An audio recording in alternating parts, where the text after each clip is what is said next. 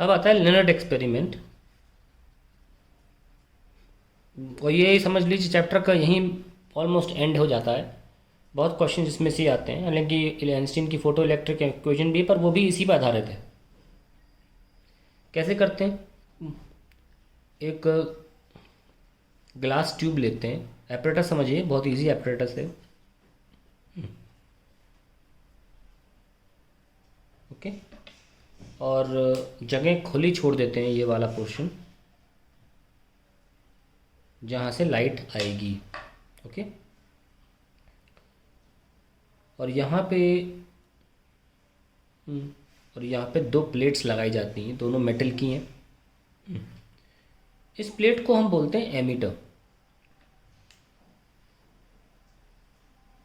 क्योंकि इसमें से इलेक्ट्रॉन्स एमिट होंगे। और इस प्लेट को बोलते हैं हम कलेक्टर, क्योंकि इसमें इसमें जाके कलेक्ट होंगे। ये जो विंडो है, क्योंकि पूरा ग्लास चैम्बर जो है वो वैक्यूम्ड है, अंदर आप एयर नहीं रख सकते। कहते हैं कि 10⁻³ mm ऑफ मर्करी इस गज़ब लेवल का वैक्यूम है। पूरा ज़ीरो तो नहीं है, लेकिन आप प्रेशर देखिए ना, atmospheric pressure 760 mm of Hg होता है। ये 760 नहीं है, 1 mm भी नहीं है, उसका भी 1000 गुना कम है। बहुत कम प्रेशर है अंदर। तो अगर ढक्कन ही खोल दोगे तो प्रेशर कैसे मेंटेन करोगे? इसलिए ढक्कन तो लगा है, पर ढक्कन जो है वो क्वार्ट्ज का है। क्वार्ट्ज क्यों लिया, ग्लास क्यों नहीं लिया पूरा, जब ट्यूब ग्लास का था? क्योंकि लेनर्ड ने जो एक्सपेरिमेंट किया वो अल्ट्रा वायलेट लाइट से किया, यूवी लाइट, और ग्लास उसको ब्लॉक कर लेता है। ग्लास जो है अल्ट्रा वायलेट लाइट को ब्लॉक कर लेता है। और साथ में यहाँ पे स्लिट का इस्तेमाल किया गया। लाइट पहले निकाल देता हूँ ताकि मैं स्लिट ठीक से बना लूँ। हाँ, स्लिट अरेंजमेंट का इस्तेमाल किया गया। स्लिट बताऊंगा कारण क्या है इसका, ठीक है? चलिए, तो ये लाइट इंसिडेंट होती है इस मटेरियल पे। खैर, आगे का स्ट्रक्चर देख लेते हैं। ये एमिटर प्लेट जो है और कलेक्टर प्लेट जो है, ये बैटरी से कनेक्टेड है।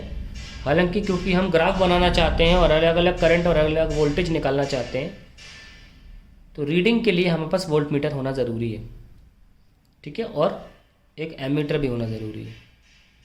अब वोल्ट मीटर लगाते हैं और एमीटर भी लगाते हैं। एमीटर ऐसा लगाते हैं कि मिनिमम से मिनिमम करंट चेक हो पाए, तो हम माइक्रो एमीटर लगाते हैं।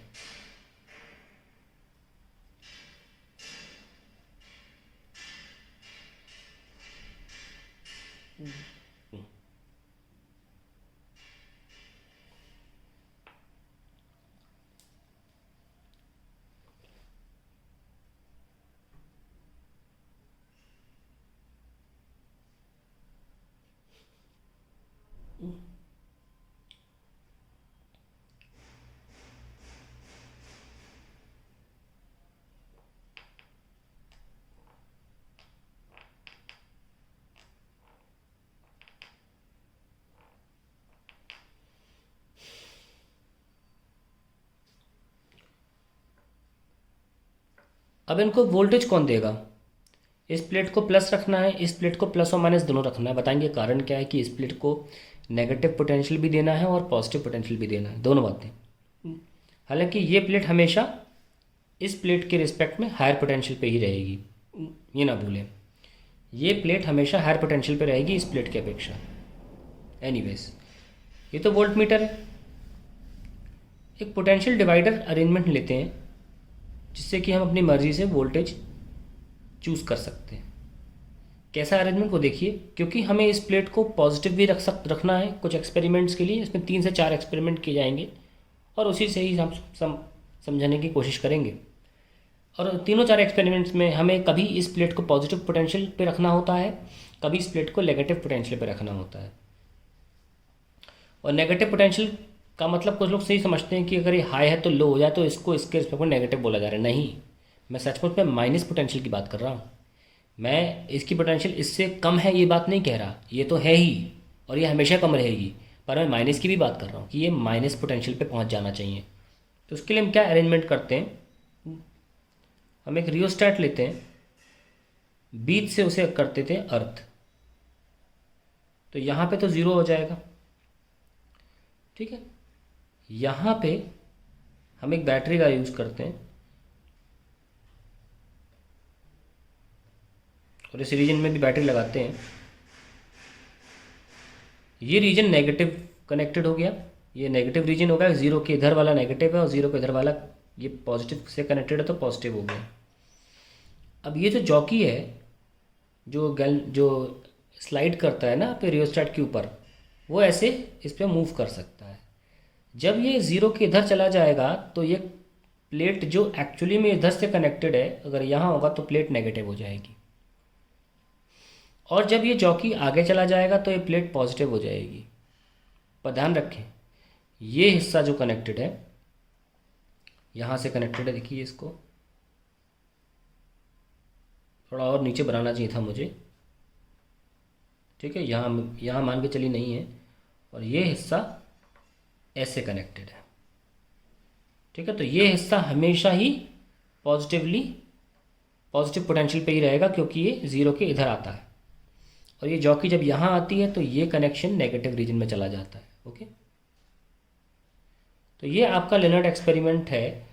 और अगर आप इसको छोटे में बनाना चाहें तो आप एक काम कर सकते हैं, मैं आपको छोटे में स्मॉल फिगर बना के दिखाता हूँ। यहाँ पे स्मॉल फिगर एग्जाम पर्पस के लिए, अगर आपको ये नहीं बनाना है, वैसे बहुत ही सिंपल है ये बहुत सिंपल है। एक ज़ीरो बीच में ले लिया, जॉकी इधर है तो ये पॉजिटिव हो गया, जॉकी राइट साइड में तो ये नेगेटिव हो गया। ये हमेशा ही पॉजिटिव रहेगा।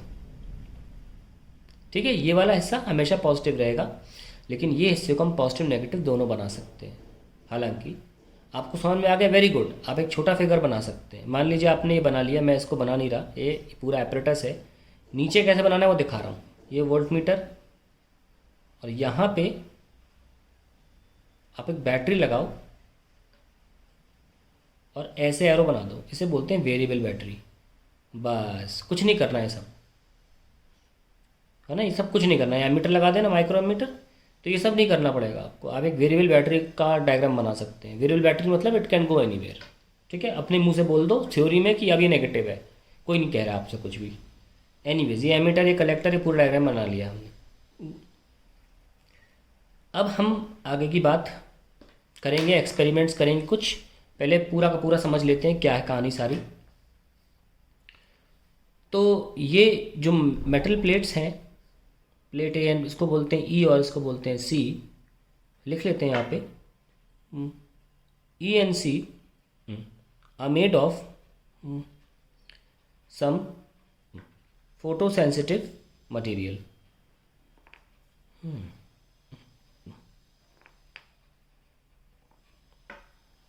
ये डब्ल्यू इसे विंडो बोलते हैं। डब्ल्यू क्या है? Window for the glass tube. It is made up of quartz as it allows UV light. ये कुछ इंपॉर्टेंट बातें हो गई। और तीसरी बात इसके बारे में बोल देते हैं, आप फिर समझ लीजिए, बहुत सिंपल है। एक जॉकी लेके आना है, एक रेजिस्टेंस बनाना है, यहाँ पे अर्थ कर देंगे तो लेफ्ट हिस्सा पॉजिटिव हो जाएगा, राइट हिस्सा नेगेटिव हो जाएगा। और ये एपरेटस ये सेटअप इसलिए करना पड़ा क्योंकि हम कलेक्टर वाली प्लेट को, जिससे ये एक्चुअली जॉकी कनेक्टेड है, हम प्लस भी बनाना चाहते हैं, माइनस भी बनाना चाहते हैं, as per the requirement of the experiment. ठीक है, उसके बारे में लिख लेते हैं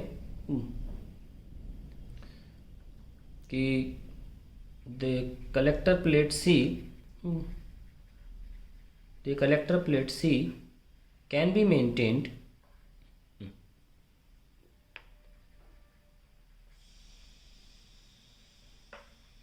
at a suitable positive or negative potential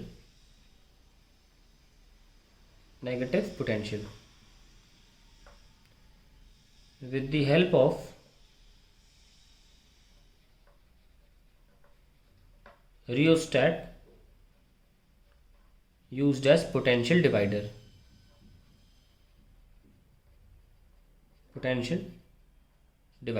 तो 3 पॉइंट्स हमारे एपरेटस के बारे में आ गए। अब इसमें होता क्या है, लेट अस सी।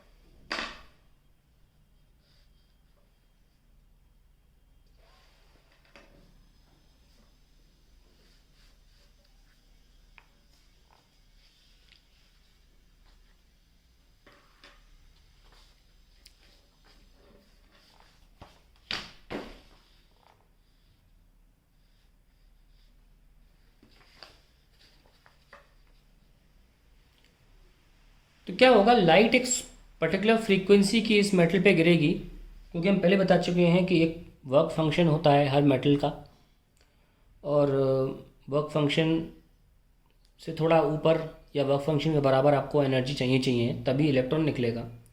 तो लाइट जब हम इस पर इंसिडेंट कराते हैं तो इलेक्ट्रॉन्स बाहर निकलते हैं। जब इलेक्ट्रॉन्स बाहर निकलेंगे तो दो संभावनाएं हो सकती हैं।